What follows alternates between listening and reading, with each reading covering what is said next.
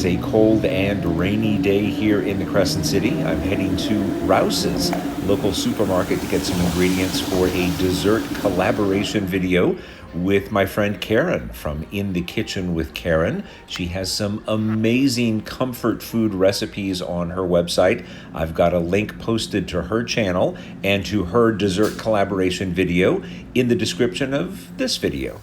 I will be making a white chocolate cheesecake in shortbread crust, and to go along with the cheesecake, a cherry white chocolate ice cream. The idea for this dessert collaboration with Karen was to feature a dessert that had at least one kind of chocolate and at least one kind of fruit in it. I've gone for white chocolate and cherries. It's a pretty standard cheesecake presentation. 2 blocks of cream cheese softened at room temperature, as always with the cheesecake, everything dairy, room temperature. Adding 3/4 of a cup of sugar. I've added 1 full egg and 2 egg yolks. And as regards the white chocolate, you don't need to do it on the stovetop. Just a microwave safe bowl, 5 to 10 second increments. Stir it up, make sure everything is melted properly and thoroughly, and then add it to your batter.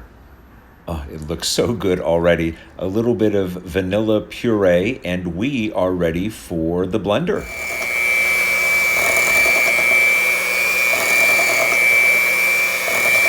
Now that everything's blended, the addition of the white chocolate really does give it an amazing color, almost a custardy look to it. The color will darken a bit, though, as it bakes. Into a preheated 325-degree oven for 35 to 40 minutes. If it smells done before 35 minutes, it's probably done.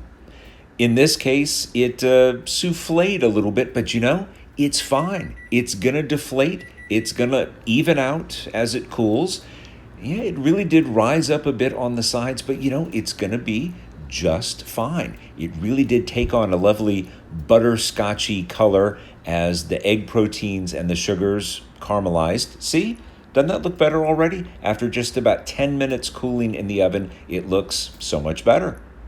All right, as the cheesecake is cooling in the oven, we turn our attention to ice cream. I always keep this ice cream canister clean and frozen in the freezer whenever I have a hankering for homemade ice cream.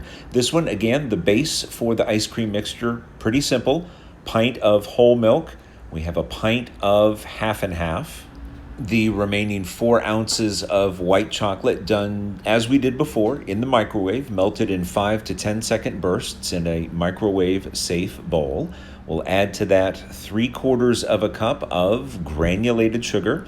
Just like before, some of that vanilla puree. It really is great stuff, a little bit thicker than regular extract.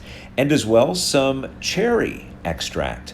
I found this in the cupboard and thought, what a great time to use it in this ice cream recipe. Oh, and I found these as well from the fine state of Oregon.